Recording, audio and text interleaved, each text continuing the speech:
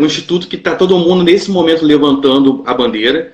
Eu acho que essa questão ainda vai refletir muito nos tribunais e para a nossa advocacia, muita coisa mesmo, a discussão está pesada em grandes doutrinadores, a gente sabe disso, a gente estava até conversando ontem, né, Juliana? E eu acredito que dependendo da sua advocacia, reclamante, reclamado, surgirão algumas teses de aplicabilidade ou não do fato do príncipe. Tese também que vai realmente ser questionada em todos os tribunais. Eu, particularmente, entendo que não se aplicaria o fato do príncipe, nesse caso, tá? Porque a gente tem dispositivo legal bem específico, a gente está diante de um estado de força maior mesmo. A gente não está falando de um ato de império, né? Na verdade, não estamos falando daquela aplicação administrativa do poder de gestão da administração no sentido de inviabilizar as atividades de forma permanente. É uma situação excepcional, uma situação calamitosa, né? A gente tem a própria lei do Covid regulamentando, trazendo regulamento ao decreto de calamidade pública, decreto legislativo, né? E nesse ponto eu até acho melhor você, Juliana, complementar, porque você tem estudado bastante sobre o assunto. Eu tenho acompanhado também a discussão, até a professora Esvolia Bonfim vem comentando sobre o assunto também, defendendo a aplicação do fato do príncipe. Eu, particularmente, acho que para a gente que é advogado, depende do lado que você está, se você está pelo reclamante ou reclamado. Talvez para o reclamado seja uma solução. Dentro da ideia de força maior, eu não sei se todos sabem, né, porque a gente está muito acostumado, quando não é da área trabalhista, ter a diferença entre caso fortuito e força maior. Em direito do trabalho, tudo vem dentro do conceito lato, chamado de força maior. Então, a gente coloca num pacote bem grande, chamamos tudo de força maior. Então, dentro da força maior, a gente tem fatos da natureza, coisas tal, que podem extinguir a empresa? Sim. Mas eu tenho ações externas que podem levar a extinção do contrato. E por que ações externas? Porque podem ser ações que levaram ao fim do contrato. E por que são força maior? Porque o empregador 501 da CLT não concorreu para que acontecesse nem direta nem indiretamente. Aí é que vem a questão. Porque quando se fala do Instituto da Força Maior, olha o direito administrativo tocando no direito do trabalho, né? E aí a gente tem a força maior decorrente do fato do príncipe, ou factum príncipes em latim, como bem observado pelo Marlon. O que vai acontecer? Isso vai variar de um lugar para o outro, isso aí vai uma discussão, isso está pegando fogo. Eu acho que é um dos pontos mais polêmicos dessa medida provisória 927. Algumas pessoas estão alegando que o fechamento das empresas por todos esses decretos municipais, estaduais, que estão impedindo, né, o funcionamento das atividades, com exceção de algumas, né, enfim, que isso seria um motivo de força maior, mas decorrente de factum príncipes. E o que acontece se eu conseguir caracterizar um factum príncipes? A gente tem um artigo que é o 486 da CLT, a gente teve até um pronunciamento, né, do presidente agora recente. Teve alguém que comentou aqui, super comentado, as pessoas estão colocando o vídeo na internet, ele falando do artigo da CLT. Então eu digo assim, ó, o Frank falou isso aqui. CLT, ele diz que quando eu tenho uma situação na qual a paralisação da atividade da empresa por ato da autoridade federal, estadual, municipal,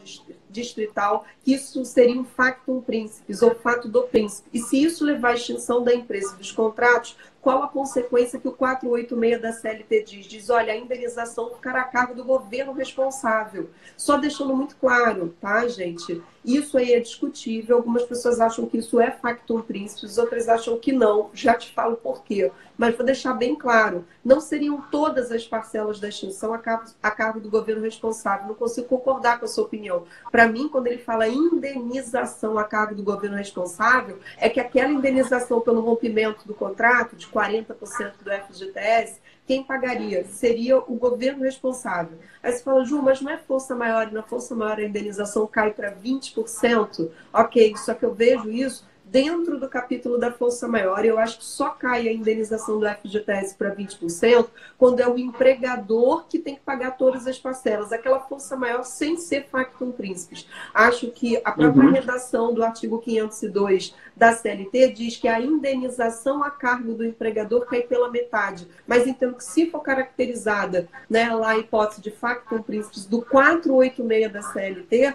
se a administração pública for pagar a indenização, ela não é beneficiada com 20%, essa é a minha opinião, e ela teria que pagar os 40% do FGTS pelo rompimento. Só que o que vai acontecer aqui? Sendo factum principis, eu teria que pensar, e aí vocês, advogados, olha a advocacia trabalhista, tá? Para ter que montar a sua linha e diante do teu caso, até para avaliar o que é melhor, eu não sei como o judiciário ele vai efetivamente se posicionar quanto ao factum principis. A gente tem uma tendência de não reconhecer factum principis nas decisões que tivemos, tá? Veja que a gente teve um problema de fechamento dos bingos e prevaleceu o entendimento que não foi força maior decorrente do factum principis. Então, assim, a tendência é não reconhecer o factum principis. E digo a vocês, vai ser uma briga grande. E se isso acontecer, ou eu vislumbro que você, se quiser alegar factum principis, já vai ter que ingressar na Justiça do Trabalho, porque isso vai ter que ser discutido em juízo,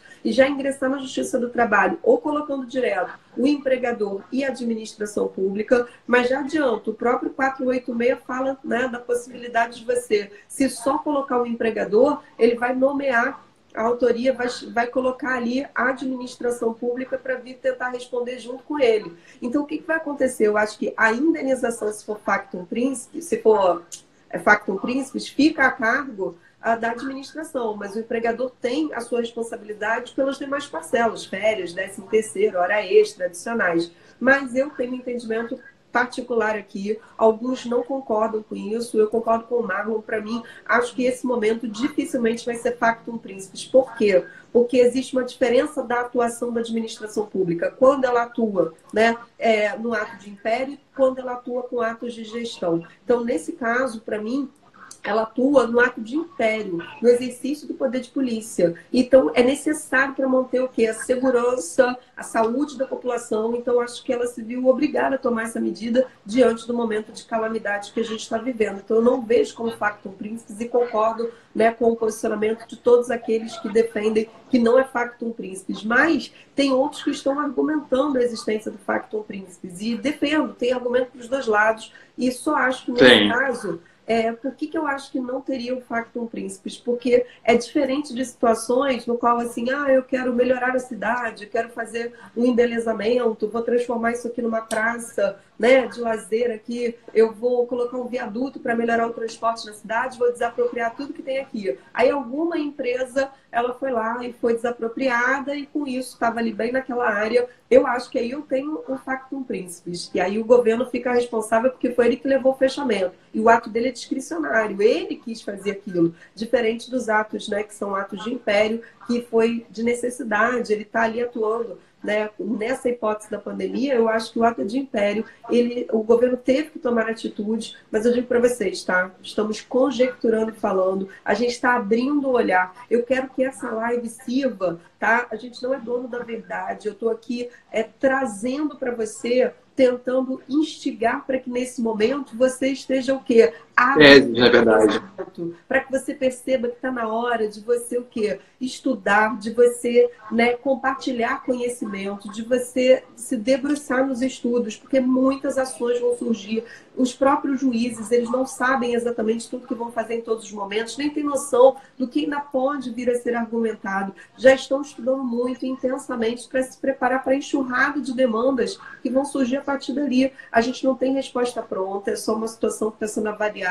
Muitos estão ponderando que pode ser que de um estado para outro a decisão dos tribunais quanto ao factum principis venha a ser diferente. Por quê? Porque em alguns estados logo foi determinado de imediato fechamento, para outros não de tudo. Então, assim, muita água vai passar debaixo da ponte.